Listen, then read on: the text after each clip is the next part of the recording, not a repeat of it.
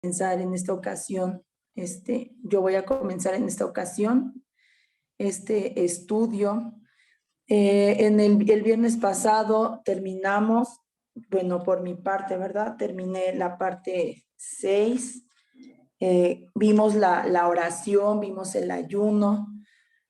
Hoy vamos a estudiar otra parte porque más adelante en todo este sermón, recordemos que estas enseñanzas del reino que estamos estudiando son sobre el mensaje que dio Jesús, ¿verdad? Se llama el Sermón del Monte y todavía continuamos con estas enseñanzas, pero Jesús vuelve a tocar la oración. Ya lo estudiamos minuciosamente y otra vez vuelve a tocar este punto y seguramente Jesús nos sigue enseñando cosas, hermanos, nos sigue enseñando muchas cosas. Vamos rápidamente a Mateo capítulo 7, versículo 7. Ajá. Dice la palabra del Señor, ¿verdad? El encabezado es la oración y la regla de oro. Dice, pedid y se os dará, buscad y hallaréis, llamad y se os abrirá. Porque todo aquel que pide recibe, y el que busca halla, y al que llama se le abrirá. ¿Qué hombre hay de vosotros que si su hijo le pide pan, le dará una piedra? ¿O si le pide un pescado, le dará una serpiente? Pues si vosotros, siendo malos, sabéis dar buenas dádivas a vuestros hijos, ¿cuánto más vuestro Padre Celestial que está en los cielos dará buenas cosas a los que le pidan? Hasta aquí vamos a tomar, después tomamos el 12. Miren, hermanos, en Mateo 6, la oración que vimos en Mateo 6, la conocida como el Padre Nuestro, Jesús nos enseñaba cómo orar, ¿verdad? Él decía, cuando oréis, oréis de esta manera. Ahora, esto es un privilegio. Vimos que el orar, ¿verdad? Es un privilegio para nosotros. Es una forma en cómo nosotros podemos alcanzar, ¿verdad? Donde Dios está y estar con Dios y comunicarnos con Dios. Jesús entonces nos enseña, decía, cuando oréis, no hagáis vanas repeticiones, ¿verdad? Él no nos enseñaba a rezar, a repetir, no, él decía orar. Y en esta ocasión, en esta otra parte que toca de la oración, él dice, pedid. Hay mucha diferencia, ¿verdad? Entre el rezar, el repetir, decir oraciones, ¿no? A pedir. Pedir, dice Jesús, pedir. Entonces, lo que le agrada a Dios, ¿verdad? Es el pedir. Pedir, buscar y llamar. Son tres cosas que vamos a estudiar, que Jesús nos va a enseñar acerca de esta enseñanza. Entonces, hemos visto que este sermón del monte, pues contiene enseñanzas que tal vez en algún punto, yo lo digo, hablo por mí, yo dije, Señor, qué difícil es para nosotros llevar a cabo estas cosas que tú estás pidiendo, ¿verdad? Y la verdad es que sí, hermanos, en nuestras fuerzas ya hemos aprendido, nosotros no podemos llevar a cabo esto, no podemos seguir la voluntad de Dios en nuestras fuerzas, necesitamos a Cristo, lo necesitamos, ¿verdad? Entonces, es necesario que nosotros haya un cambio de corazón, una transformación en nuestra vida, en nuestra mente, en nuestro entendimiento. Y la única forma de hacer posibles estos cambios en nosotros es a través del pedir, del buscar y el llamar. Debemos llevar toda circunstancia, todo problema, todo a Dios en oración. Y esto es bien chistoso porque yo llegué a escuchar o he llegado a escuchar, ¿verdad, hermanos? Que fíjese, hermano, que tengo esta circunstancia, ¿qué puedo hacer? Van en busca de un consejo, a lo mejor pastoral, y ¿qué dice? Yo he escuchado, ¿verdad? A mis papás, son pastores, y las personas les dicen, mis papás les responden como pastores, vamos a orar, hermano. Y hermanos que llegan a responder, es que usted todo lo quiere solucionar con oración, pastor. Y la verdad es que, hermanos, no hay otra forma. Es la única forma y a veces a lo mejor nos cuesta comprender esta situación, pero la oración es la única manera. Porque es así entonces como comprendemos, ¿verdad? ¿Cuál es la voluntad de Dios? La voluntad de Dios para nuestras vidas. Y entonces si nosotros estamos dispuestos a cooperar con la oración, porque recordemos que esta oración es una comunión con Dios, es decir, poner de nuestra parte, ¿verdad? Y comprendemos que necesitamos forzosamente siempre, en todo momento y en toda circunstancia, la ayuda de Dios. Cuando nosotros entonces estamos dispuestos a esto, es seguro que Dios nos oye. Entonces, inicia esta enseñanza y dice, pedid, pedid y se os dará. ¿Qué debemos pedir? ¿Qué es lo que debemos pedir? Ya vimos, ¿verdad? En Mateo 6:10, cuando vimos la oración, donde decía que debemos de pedir por el reino, debemos de pedir que se haga su voluntad, así como en el cielo, también en la tierra, que debemos de pedir el pan nuestro de cada día, ¿verdad? Porque en esta petición reconocemos que todas las cosas provienen de Dios y que nosotros dependemos completamente de Dios. También Mateo 6:12 nos enseñó, ¿verdad? Decía, perdónanos nuestras deudas. Pero también aquí decía que el perdón de Dios viene cuando tú perdonas también primero a tu hermano. También Mateo 6, la oración de Mateo 6, enseñaba a pedir, ¿verdad? Que no nos metas en tentación, más líbranos del mal. Aquí reconocía, ¿verdad? Que sin la dirección y la ayuda de Dios, pues es imposible andar en el camino angosto, que es una enseñanza que vamos a ver más adelante. Y entonces Mateo 6 nos enseña todas estas cosas y después vuelve Jesús a tocar la oración. Y este pedir, buscar y llamar parece ser como una secuencia que va de menor a mayor. ¿Qué es lo que nos quiere enseñar Jesús en esto? Bueno, dice, porque todo aquel que pide, recibe. Hay una recompensa al hacer estas tres acciones. Si pides, recibes. Si buscas, hallas. Y si llamas, se te abrirá. Entonces, en lo que hemos hablado acerca de la oración, yo voy a hacerles una pregunta, hermanos, y quiero que la mediten ahí en su lugar. Promete Jesús que todos los que piden recibirán incondicionalmente lo que están pidiendo. Quiero que lo medites ahí en tu casa y con lo que hemos aprendido acerca de la oración de Mateo 6. Bueno, ahorita vamos a aprender que no es así, que no es cierto que todos los que pidan, todos van a recibir todo lo que piden. Ajá. Porque hay varios requisitos para que nuestra oración sea aceptable ante los ojos de Dios. Vamos rápidamente, hermanos, al libro de Hechos, capítulo 16, versículo 31 al 34. Si alguien lo tiene, ¿le puede dar lectura?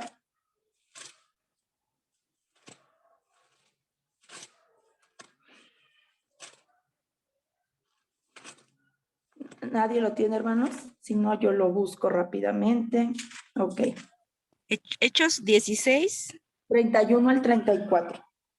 Sí.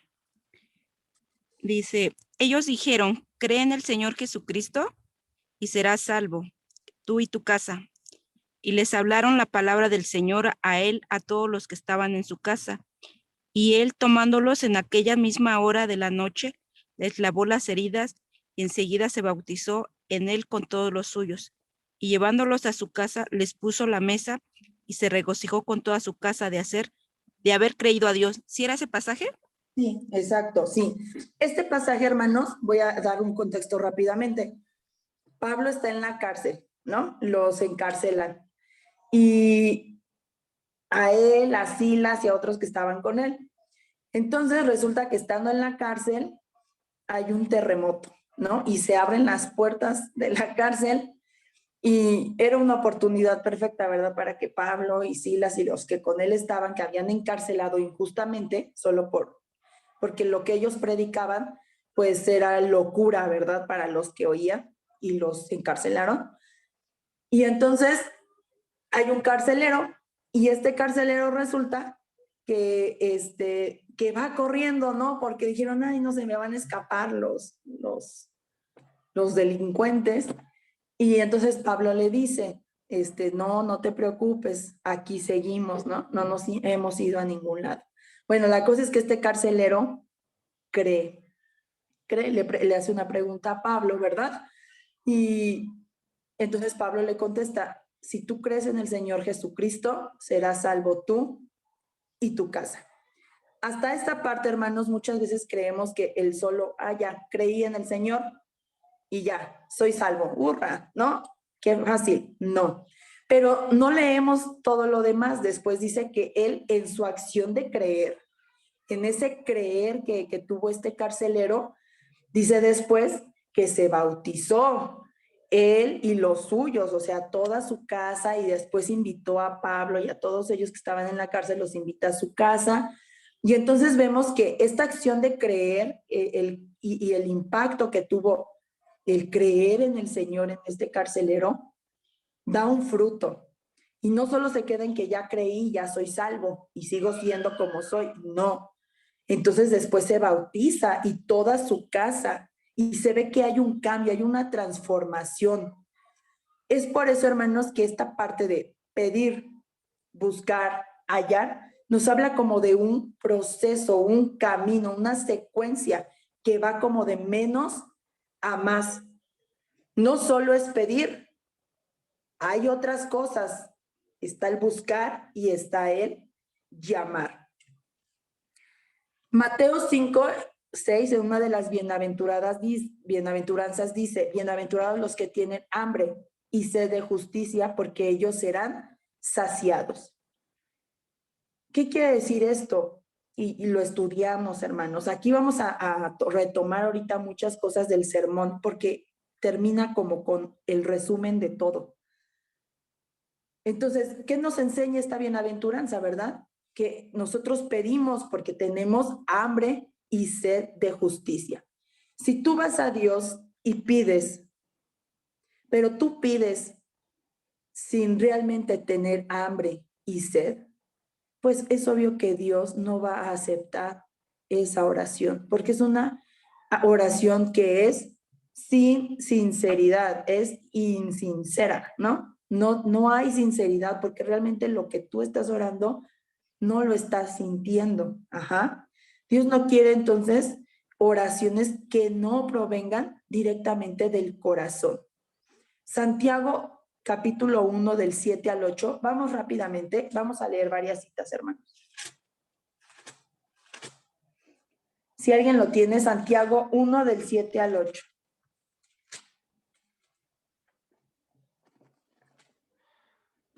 No, bueno, lo voy a leer yo rápidamente porque si no nos come el tiempo. Dice la palabra de Dios.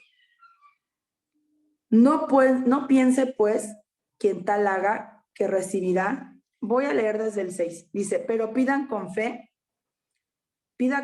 no dudando nada, porque el que duda es semejante a la onda del mar, que es arrastrada por el viento y echada de una parte a otra. No piense pues quien tal haga que recibirá cosa alguna del Señor. Y voy a leer el 8.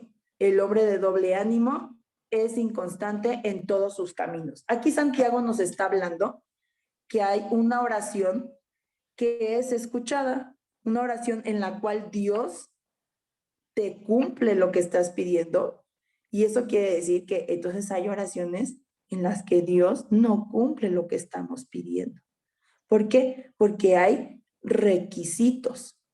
Vamos a leer y vamos a seguir estudiando. ¿Y qué quiere decir esto? Primera de Juan 3:22 dice, y cualquier cosa que pidiéremos, la recibiremos de él, porque guardamos sus mandamientos y hacemos las cosas que son agradables delante de él. Ahí está diciendo, cualquier cosa que pidas la vas a recibir. ¿Por qué? Hay un requisito que tienes que cumplir, guardar sus mandamientos.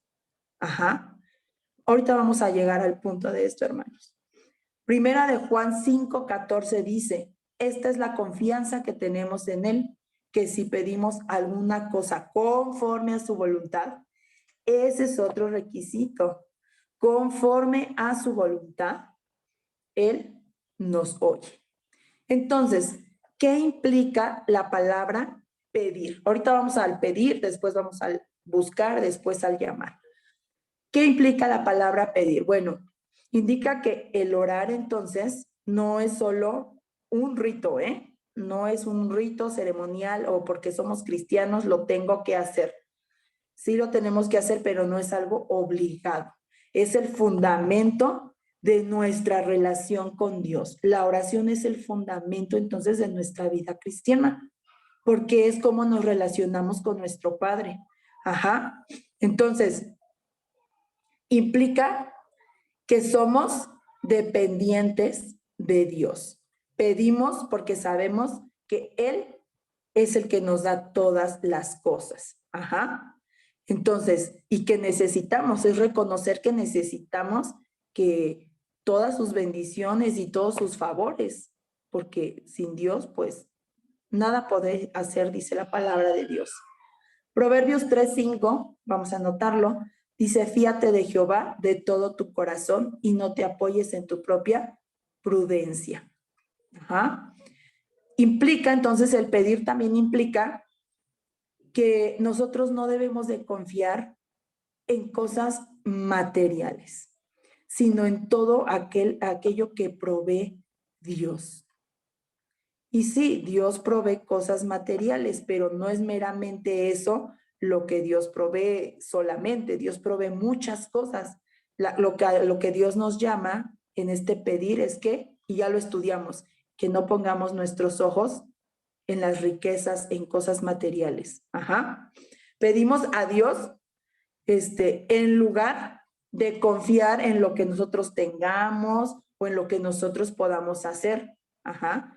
Los que no conocen a Dios pueden confiar en varias cosas.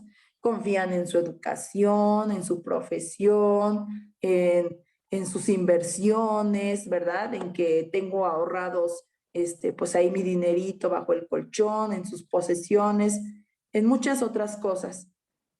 Pero nosotros, hijos de Dios, confiamos en Dios completamente. ¿Por qué toco esto, hermanos? Porque esta enseñanza del Sermón del Monte, Jesús le estaba dando a sus seguidores, a personas que lo seguían, que creían en él. Sí, por ahí había uno que otro fariseo que siempre andaba de chismoso para después andarle tirando habladas a Jesús, pero Jesús principalmente estaba mandando este mensaje para los que iban a ser ciudadanos del reino que él había anunciado. Entonces, esta palabra seguramente es para nosotros. Si tú te identificas como un ciudadano del reino, como un hijo de Dios, esta palabra te está diciendo que pedir significa que confiemos completamente en Dios. Entonces, este pedir también implica humildad y sinceridad. Y entonces implica que tenemos una comunión con Dios, porque nosotros cuando pedimos algo para recibir, es porque tenemos y somos hijos de Dios y así nos consideramos hijos de Dios. Y entonces Él nos oye y nos ayuda. ¿Por qué? Porque es nuestro Padre. Ajá. Ahora, después dice, buscar y hallaréis. ¿Qué implica la palabra buscar? Bueno, esto implica la oración sincera e intensa. Ajá. Daniel 9:3, hay otros pasajes, pero voy a tomar donde él decía, y volví mi rostro a Dios el Señor, buscándole en oración y ruego, buscándole. No solo se trata, por eso digo, es una secuencia que va de menor a más. No es solo pedir, pedir, pedir, pedir. También llega un momento donde tú tienes que buscar. Nosotros oramos porque estamos buscando a Dios. Nosotros oramos porque necesitamos a Dios, porque yo siento la necesidad de buscarlo, de que esté conmigo y de estar con Él. Buscar.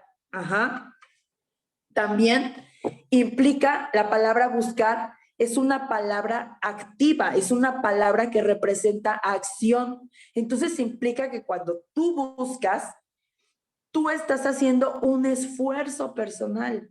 Tú no estás solamente en esa relación de comunión con Dios, donde solo tú pides, pides, pides, pides y estás esperando, pues ya que Dios te dé todo lo que le pides. No, es una palabra buscar que implica acción, que tú vas a hacer un esfuerzo por ir y encontrarte y hablar y relacionarte con Dios. Ajá. Entonces, por eso este buscar implica intensidad en tu relación y en tu comunión con Dios. Por eso Mateo 6:33 ya lo hemos estudiado, ¿verdad? Cuando decía que no pusiéramos, ¿verdad? Nuestros ojos en las riquezas, en otras cosas, dice, pero buscad primeramente el reino de Dios y su justicia. Y aquí el buscar implica acción, implica que tú tienes que hacer algo, ¿verdad? Para encontrar el reino de Dios y su justicia. Es una palabra de acción, el buscar. Entonces, también implica esta palabra que sinceramente, de corazón, nosotros cooperamos con nuestra oración.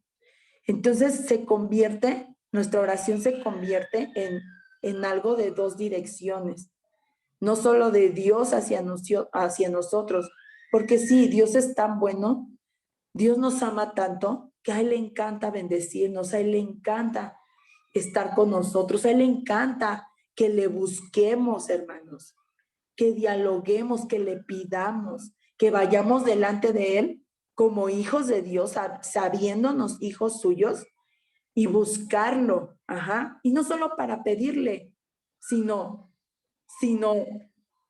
para encontrarlo, ajá, porque Él dice buscar, búscame, ajá. Entonces, esto implica sinceridad. Cuando nosotros oramos por el reino, pues nos ocupamos en los asuntos del reino, ¿verdad? Para que el reino avance. Cuando oramos, Señor, que se haga tu voluntad, pues entonces implica que nos tenemos que esforzar para hacer la voluntad de Dios e insistir en que otros la hagan. Cuando pedimos el pan nuestro de cada día, trabajamos, ¿verdad?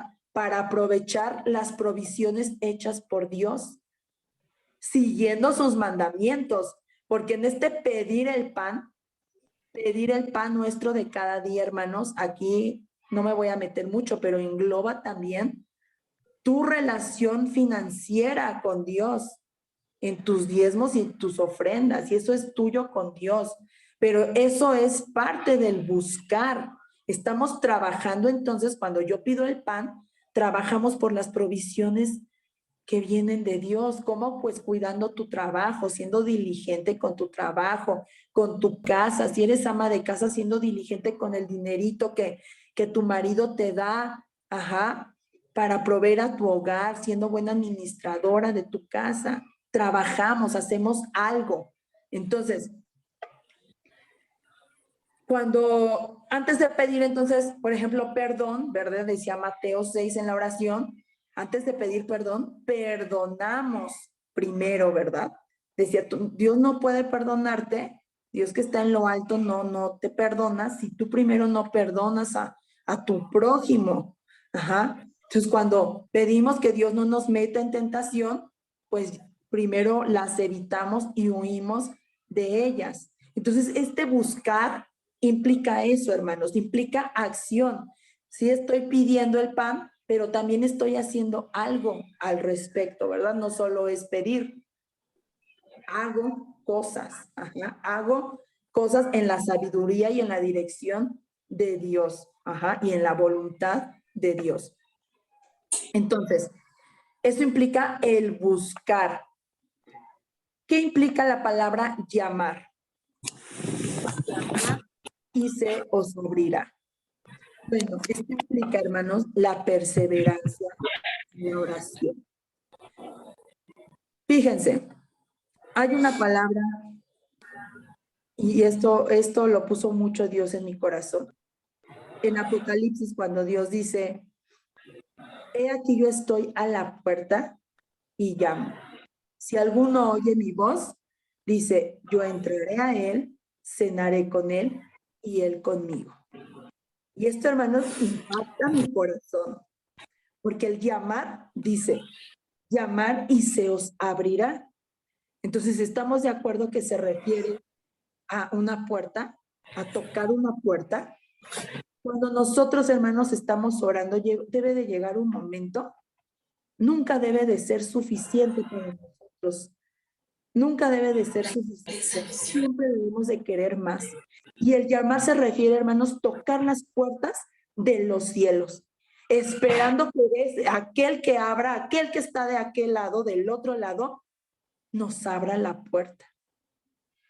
Y Cristo dice, si tú llamas, si tú tocas la puerta, yo te voy a abrir. Tenlo por seguro. Entonces, esta palabra de llamar implica perseverancia. Nosotros no debemos de dejar, hermanos, de perseverar en la oración. A lo largo de la Biblia, porque esto es algo muy importante, la oración es algo muy importante, hay muchos ejemplos. Abraham oró perseverantemente, Elías, la mujer cananea, Pablo, Jesús mismo oraba con perseverancia. La perseverancia en la oración se enseña en toda la Biblia. Pero hermanos, ¿qué significa esto? ¿Qué significa perseverar en orar? Llamar a las puertas del cielo. ¿Qué significa esto? Miren, hermanos, una palabra antónima de la palabra perseverancia es la palabra desaliento. Cuando nosotros no perseveramos, somos débiles, somos frágiles, estamos, bueno, recordemos que en la oración el maligno, ¿verdad? Decía, líbranos del malo, porque el malo, hermanos, nos acecha. Y cuando en nosotros existe desaliento, el desaliento puede destruirnos espiritualmente. Y entonces somos susceptibles a que el enemigo nos aceche y nos haga como quiera. Por eso Jesús dice, llama, no te canses nunca de llamar a las puertas del cielo, porque yo te voy a abrir, yo estoy del otro lado. En Apocalipsis entonces, Jesús dice, yo estoy llamando a la puerta, pero aquí, hermanos, lo que Jesús dice, y es bien impactante, dice, tú tienes que tocar la puerta, toca la puerta. Y entonces dice que Jesús la va a abrir. Él va a abrir la puerta y Él va a entrar contigo y tú, entonces cuando Él te abra la puerta, tú vas a entrar con Él y vas a estar con Él y Él contigo. Y es muy diferente. En Apocalipsis es Jesús el que dice que toca. Y un día Él tocó nuestras vidas y ahora Él quiere, hermanos, que no nos cansemos nosotros de tocar. No nos cansemos nosotros de esperar que aquel que abra la puerta del otro lado esté con nosotros. Y es un hecho, dice que se nos abrirá. ¿Por qué? Porque cada acción, el pedir, el buscar y el llamar, en esta porción de la palabra, tiene una recompensa. Tiene una recompensa. Y la recompensa es, si tú me pides, vas a recibir. Si tú me buscas, me vas a encontrar. Y si tú llamas, yo te voy a abrir. Vean qué hermoso Jesús nos enseña esto. Qué hermoso. Y por eso dice, no desistamos en la oración. Es por eso que es tan importante. Incluso la toca de nuevo. Es por eso que es tan importante. Entonces, todo aquel que cumple con los requisitos de una oración aceptable, ya los vimos, nunca va a quedar decepcionado cuando le pide algo a Dios. Nunca, hermanos. Nunca Jesús nos va a decepcionar. Nunca. Dios contesta nuestras oraciones en varias maneras. A veces nosotros debemos de tener la plena seguridad de que Él nos oye si nosotros estamos en comunión con Él y que Él nos ama y que Él quiere ayudarnos y bendecirnos. No siempre concede lo que nosotros le pedimos, hermanos, pero Él siempre nos da la respuesta que necesitamos, incluso algo mejor, incluso cosas mejores. ¿Por qué? Porque Dios es bueno. Y entonces ejemplifica toda esta situación, hermanos, todo esto del buscar, llamar, pedir, con un ejemplo, ¿verdad? Y dice, ¿qué hombre hay de vosotros? ¿Qué hombre hay de vosotros que si su hijo le pide un pan, ¿verdad? Vamos rápidamente a Mateo 7 otra vez. Ya me perdí la cita. Por eso dice la palabra. ¿Qué hombre hay de vosotros que si su hijo le pide pan, le dará una piedra? ¿O si le pide un pescado, le dará una serpiente? Pues si ustedes, siendo malos, saben dar buenas dádivas a sus hijos, cuanto más dice, cuanto más vuestro Padre que está en los cielos dará buenas cosas a los que le piden. Buenas cosas. Dios nunca nos va a dar cosas malas, hermanos. Nunca nos va a dar cosas malas. Santiago 1:17 dice, toda buena dádiva y todo don perfecto desciende de lo alto, del Padre de las luces, en el cual no hay mudanza ni sobra de variación. Toda cosa buena proviene de Dios. Nunca olvidemos esto, porque cuando entonces nosotros recibimos o gozamos de cualquier cosa buena, no digamos, es que tengo buena suerte, es que trabajé muy duro, es que me lo merezco, sino que nosotros recibimos todas las bendiciones de Dios y toda cosa buena que nos pasa proviene de Dios. Y Él nos da las cosas en abundancia, Él nos da vida abundante, nos bendice con toda bendición en Cristo Jesús, nos bendice más allá de lo que podamos pedir o entender. Bueno, Él con la oración, hermanos, con lo que nos está enseñando a través de la oración, nos está dando las llaves de todos los recursos celestiales. Por tanto, dice Jesús, pedid, buscad y llamad. Y termina, hermanos, esta parte y dice, así que, y voy ahora sí con el 12, todas las cosas que queráis que los hombres hagan con vosotros, así también haced vosotros con ellos, porque esto es la ley y los profetas. Entonces, todo cuanto queráis que los hombres hagan con nosotros, así también haced vosotros con ellos. Dice Lucas 6:31. Vamos rápidamente a Lucas 6:31. Si alguien lo tiene, le puede dar lectura.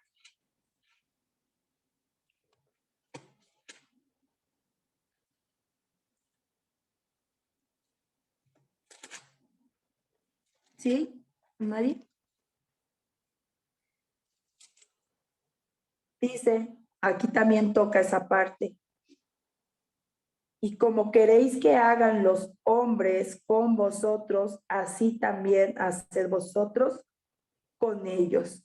Incluso, hermanos, aquí también está esta parte de la regla de oro, ¿verdad? Pero aquí se llama el amor hacia los enemigos. Léanlo en sus casas. Entonces,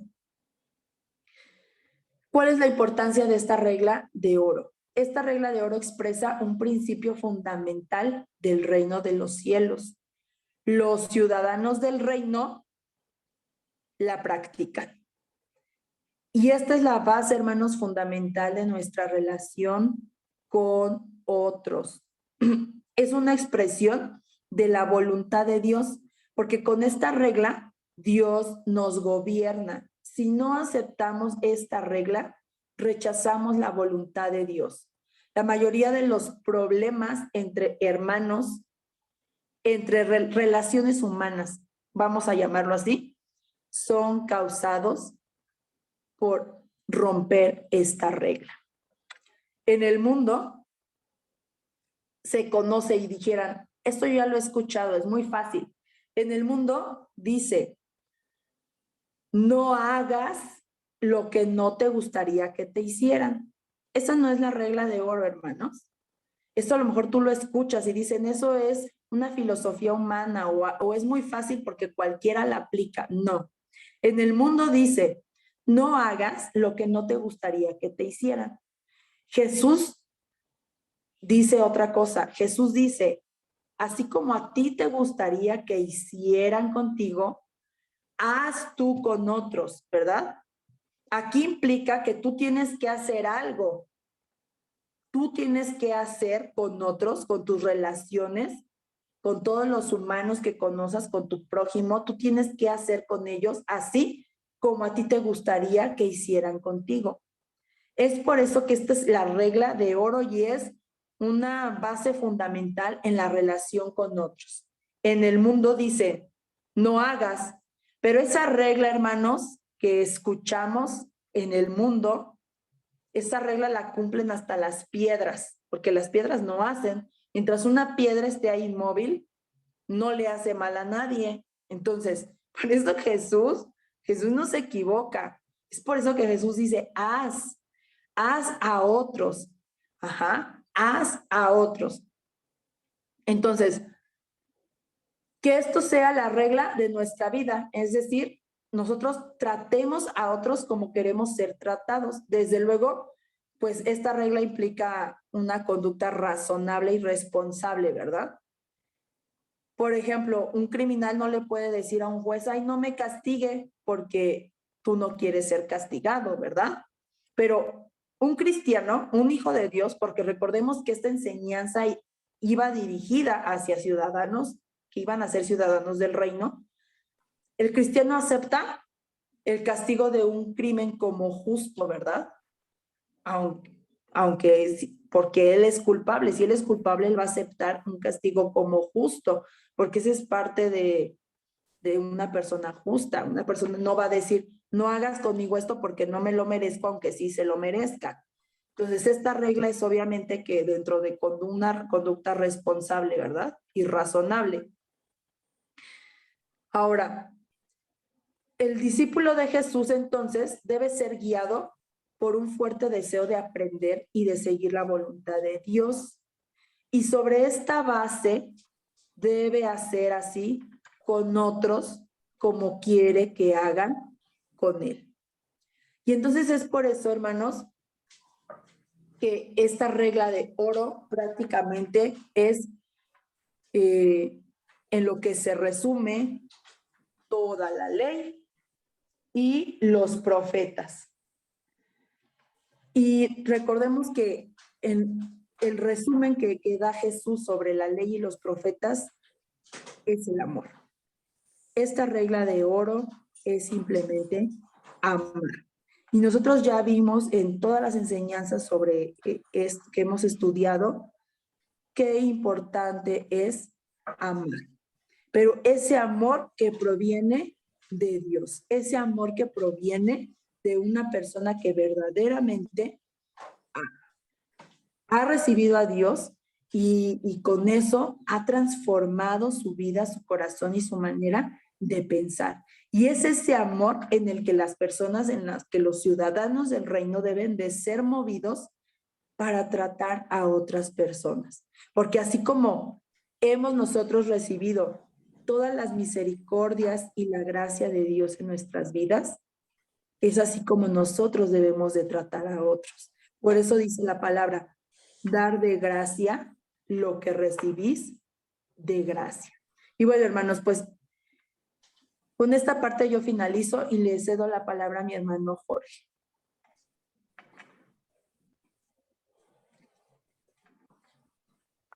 Gracias, muchas gracias. Estaba yo verdaderamente tomando toda la palabra que el Señor dio en el comentario de Yazaret, muy edificante para nuestra vida. Nos ha traído mucha paz, nos ha traído tranquilidad de saber que tenemos la puerta abierta de la oración, la puerta abierta de la dependencia con Dios y la comunión con Él. Gracias al Espíritu Santo. Me ha tocado a mí continuar el capítulo 7 de Mateo en los frutos, versículo 15, por sus frutos los conoceréis. Es un pasaje que nos invita a reflexionar y a tener conocimiento. Tan es así que dice, los conoceréis. Conozcamos. Muchos pasajes nos hablan de conocer a Dios, pero aquí Jesús nos invita a conocer a los hombres, especialmente a los que se hacen líderes. Aquí llama profetas y les da una calificación, un calificativo.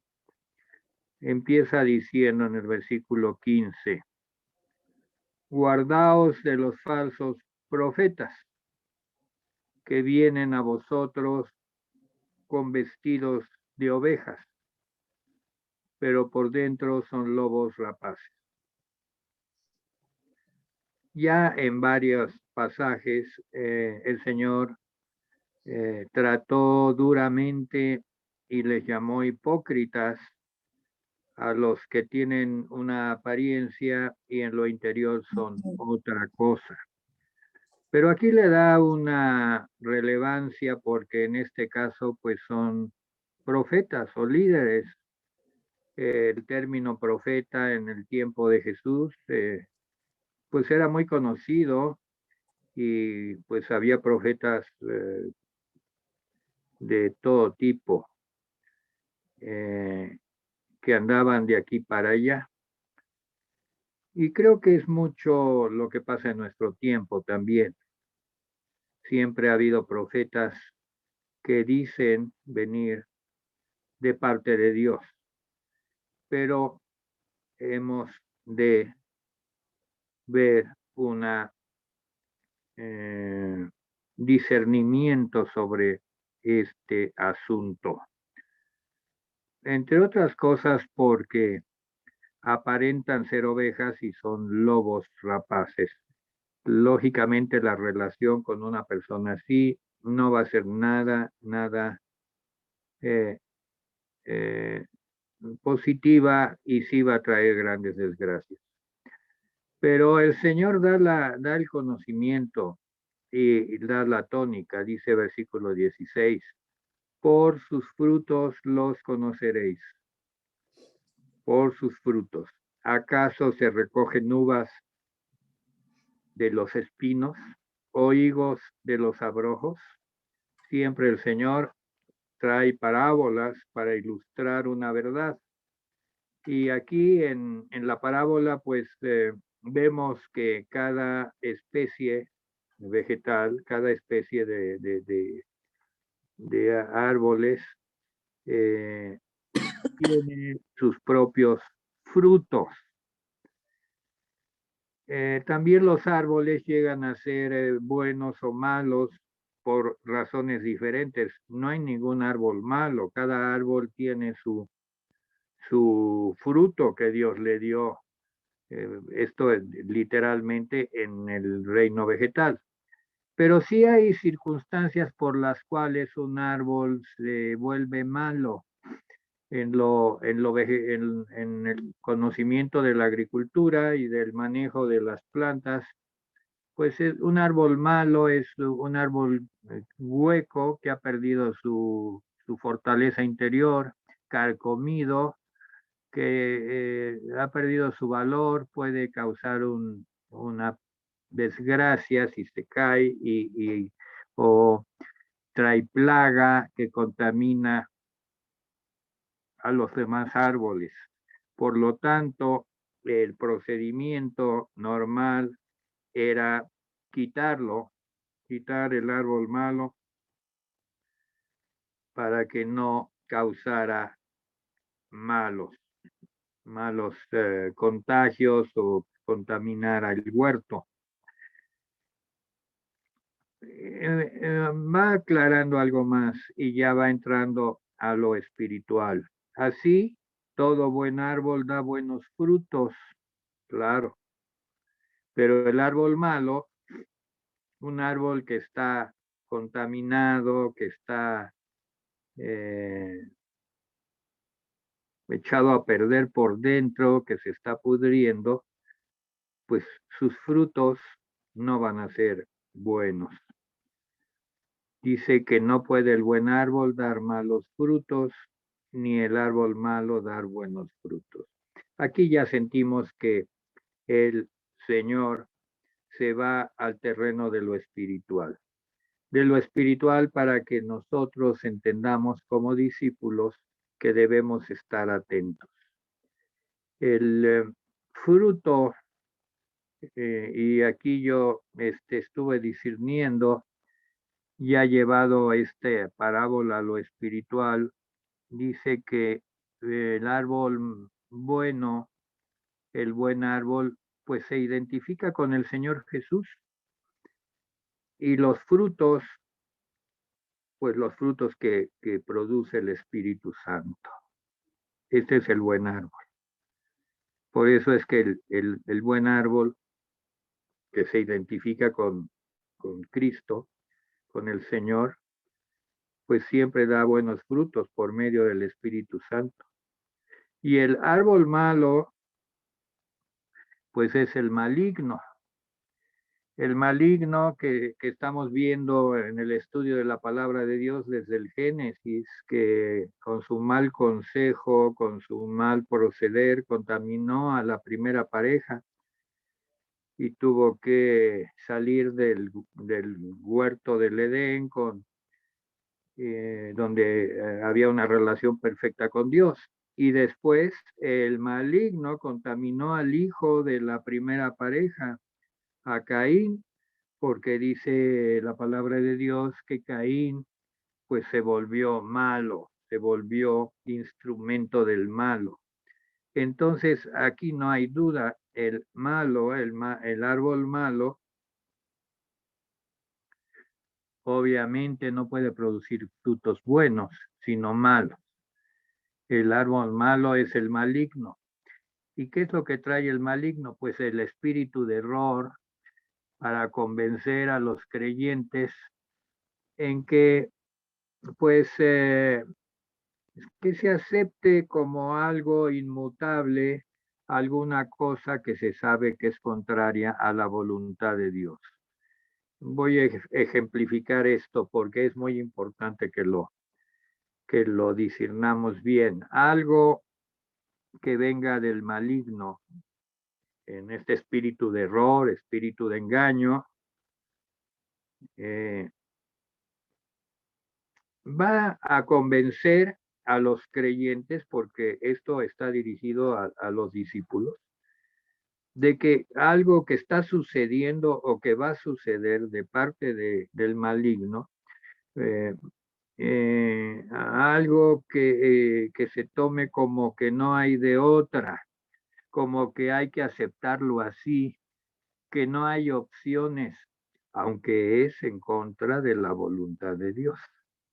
Hay muchos casos a lo largo de la Biblia en los cuales, por ejemplo, recuerdo, ¿verdad?, de algunas batallas perdidas porque alguien tomó el anatema que no debía de tomar, y entonces el ejército de Israel perdió la batalla. A veces creemos que no hay de otra, que es la única opción que tenemos, y esta es obra de Satanás, que nos quiere vender y nos quiere convencer de que pues es inevitable ir en contra de la voluntad de Dios. Sucede mucho en las relaciones, en el yugo, ¿verdad? Pues no hay de otra, tengo que hacer negocios con fulano porque pues es la única manera que tengo de ganarme la vida, aunque esta persona no es tan honesta. Y damos por hecho que cosas que son en contra de la voluntad de Dios, pues ya no hay de otra más que hacer. Y esto trae desazón y trae una mentalidad de desesperanza. Y yo siento que es por ahí que el Señor dio esta enseñanza. Había muchos profetas en su época que andaban por los caminos. También había corrientes gnósticas que hablaban muy influidas por la filosofía griega, etcétera. Todo esto tenía que ser tomado en cuenta. Hoy en día, pues todos andamos buscando la dirección de Dios y que Dios nos hable. Ya oímos el comentario de la oración, que Dios nos hable, que Dios se comunique con nosotros. Pues está muy claro, ¿verdad? Al que pide recibe, al que busca halla y al que llama se le abrirá, pero a la persona correcta, la dependencia del Dios verdadero. El maligno siempre está ideando estrategias. En el versículo 19 y 20 da las conclusiones. Todo árbol que no da buen fruto es cortado y echado en el fuego. La obra del maligno va a ser pasada por fuego y allí se va a consumir. Aunque parezca ser una obra hecha en el temor y en la dirección de Dios. Fue por engaño, fue por que no es de un árbol de buen fruto y va a ser desechado. Versículo 20, así que, y esto ya es el veredicto final, por sus frutos los conoceréis. Debemos estar muy atentos espiritualmente hablando, y por eso es que el tema de la oración se dio primero, porque es un tema que nos abre el entendimiento y en la comunión con Dios para saber cómo proceder. Hay un versículo en Juan 8:31, vamos a Juan 8:31, si alguien lo quiere leer, por favor. Juan 8 del 31 al 38. De los que están tomando el discipulado, Juan 8 del 31 al 38, ¿quién lo va a leer? Amén. Dice la palabra de Dios. Dijo entonces Jesús a los judíos que habían creído en él: si vosotros permaneciereis en mi palabra, seréis verdaderamente mis discípulos, y conoceréis la verdad, y la verdad os hará libres. Jamás hemos sido, le respondieron: linaje de Abraham somos, y jamás hemos sido esclavos de nadie. ¿Cómo dices tú, seréis libres? Jesús le respondió: de cierto os digo que todo aquel que hace pecado, esclavo es del pecado. Y el esclavo no queda en la casa para siempre, el Hijo sí queda para siempre. Así que si el Hijo os libertare, seréis verdaderamente libres.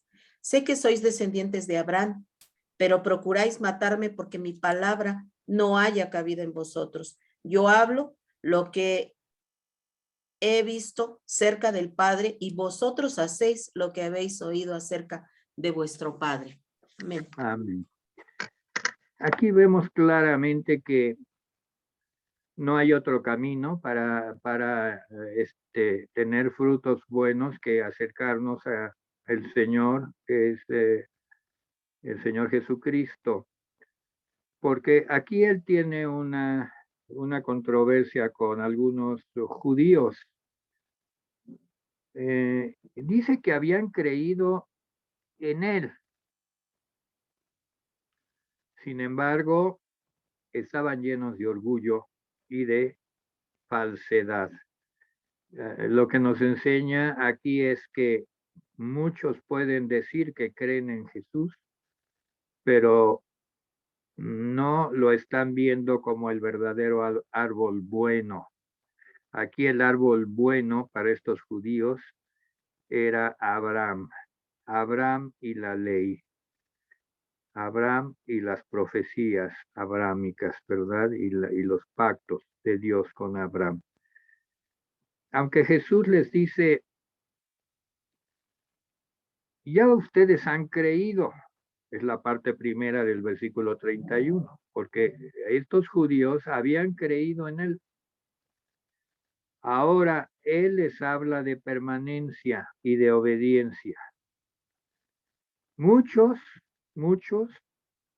han llegado a creer en Jesús, pero no pasan la segunda prueba, que es, si vosotros permaneciereis en mi palabra, seréis verdaderamente mis discípulos y conoceréis la verdad. Y aquí viene la recompensa. Y la verdad os hará libres. ¿Libres de qué?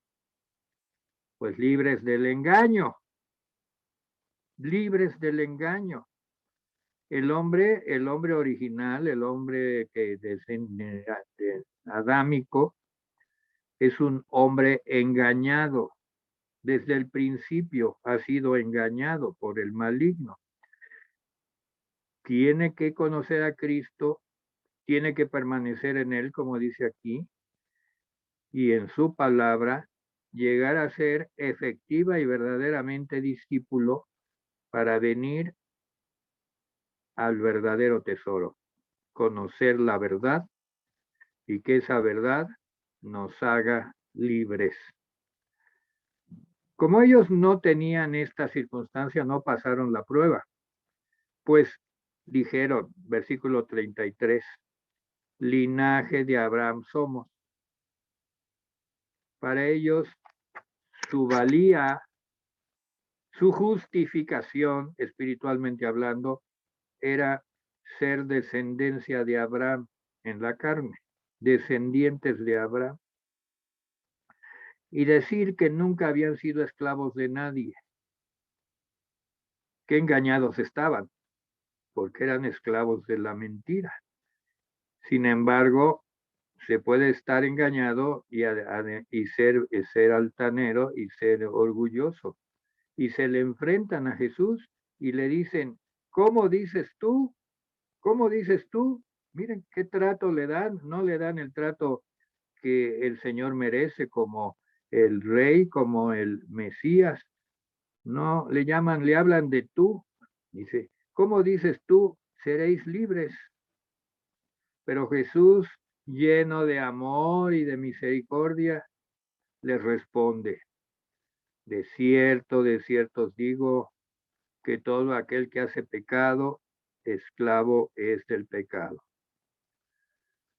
Ellos conocían a Jesús, pero no lo conocían como Salvador, no lo conocían como verdadero Mesías.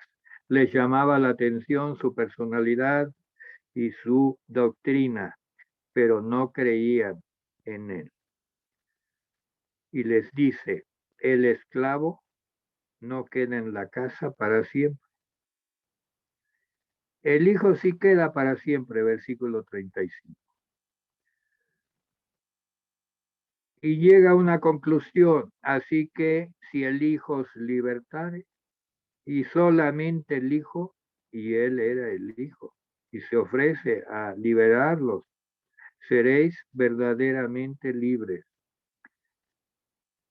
Todavía tiene la misericordia de tocar con sus dudas y tratar de quitarle el engaño en que vivían. Sé que sois descendientes de Abraham en la carne, pero procuráis matarme, porque mi palabra no haya cabida en vosotros.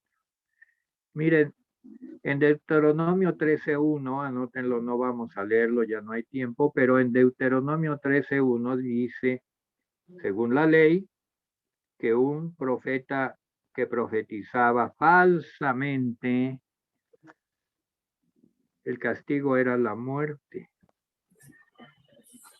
Se castigaba con muerte a un falso profeta. Deuteronomio 13, versículo 1 al 5. Es muy interesante, léanlo, por favor, estudienlo en su casa. Por eso es que aquí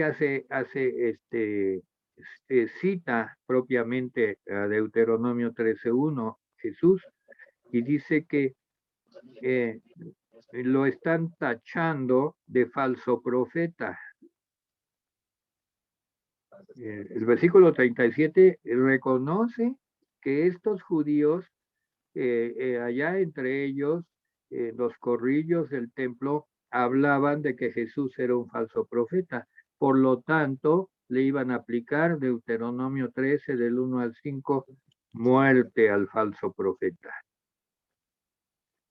Pero dice Jesús, no es que yo sea un falso profeta, yo soy verdadero, y da la razón en el 38. Y les dice, me tachan de profeta falso porque mi palabra no encuentra cabida en sus corazones.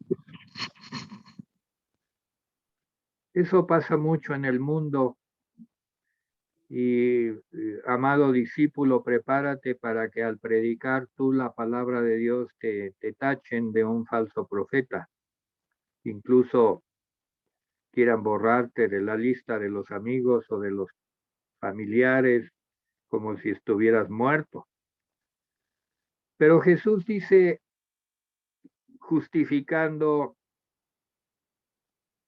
su ministerio, yo hablo lo que he visto cerca del Padre.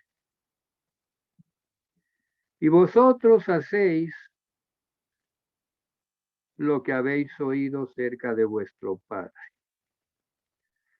Y luego más adelante, en el versículo 42, les dice, Jesús entonces les dijo, si vuestro Padre fuese Dios, ciertamente me amaríais, porque yo de Dios he salido y he venido. Pues no he venido de mí mismo, sino que Él me envió. Versículo 44. Vosotros sois de vuestro padre el diablo, y los deseos de vuestro padre queréis hacer. Él ha sido homicida desde el principio y no ha permanecido en la verdad, porque no hay verdad en él. Cuando habla mentira, de suyo habla, porque es mentiroso y padre de mentira. Y a mí, porque digo la verdad, no me creéis. Y los reta, ¿quién de vosotros me redarguye de pecado? Pues si digo la verdad, ¿por qué no me creéis? El que es de Dios, las palabras de Dios oye. Versículo 47. El que es de Dios, las palabras de Dios oye. Por esto no las oís vosotros, porque no sois de Dios. Yo voy a terminar aquí con este pasaje. Tenía muchas notas, muchas notas. Bueno, quizás vale la pena leer 1 Corintios 14:37. 1 Corintios 14:37. Y aquí es Pablo el que les está escribiendo a los corintios. Y les dice, si alguno se cree profeta o espiritual, reconozca que lo que os escribo son mandamientos del Señor. Pablo está diciendo literalmente, no es mi verdad. Lo que yo escribo, no es mi opinión, lo que yo predico. Lo que yo escribo y lo que yo predico son mandamientos del Señor. Mas el que ignora, ignore.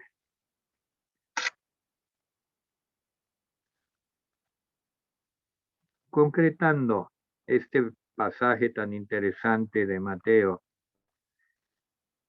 lo voy a volver a leer. Guardaos de los falsos profetas que vienen a vosotros con vestidos de ovejas, pero por dentro son lobos rapaces. Son verdaderamente enviados del maligno. Por sus frutos los conoceréis. Y da el ejemplo de la naturaleza, que cada árbol da su fruto. Y en lo espiritual, todo buen árbol, que es Cristo, da buenos frutos, el Espíritu Santo. El árbol malo es del maligno y da malos frutos. Nunca el buen árbol, nunca Cristo va a dar malos frutos. Jamás. Porque Él vino a hacer lo que vio hacer al Padre. Pero también el árbol malo, o sea, el maligno, nunca quiere ni puede dar buenos frutos. Hoy en día, donde se cambia de opinión sobre todos los temas, aún en la iglesia se cambia de opinión sobre todo, y no debería de ser así, porque la palabra de Dios es viva y eficaz, y el mismo es el mismo de ayer, hoy, por los siglos. Sin embargo, hay cambios, cambios y cambios. ¿Cuál es nuestro recurso? Venir a Cristo.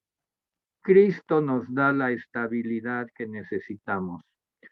No juzgar ni no determinar nuestra opinión en base a nuestra propia opinión, a nuestra propia mente, sin consultar la palabra de Dios en estudio profundo y oración por medio del Espíritu Santo.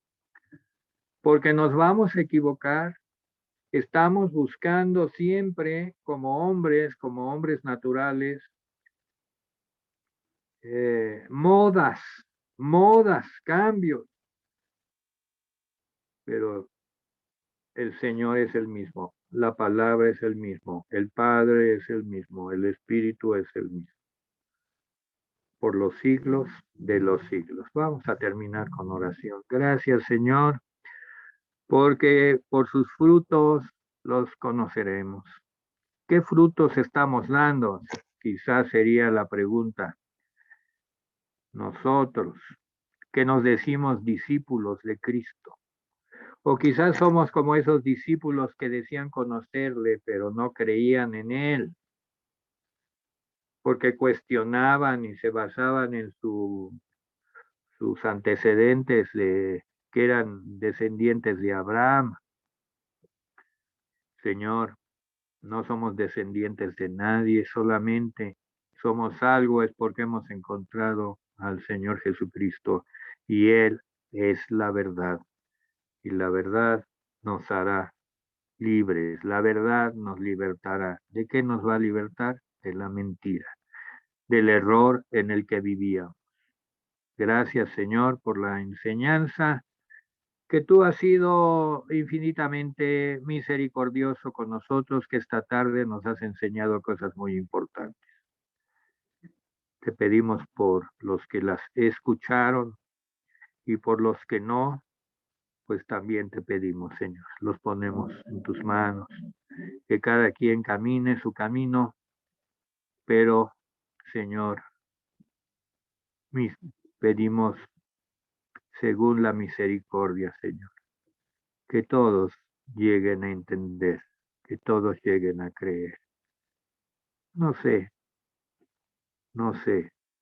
pero sabemos que está en tu corazón, que no quieres que ninguno se pierda, sino que todos procedan al arrepentimiento.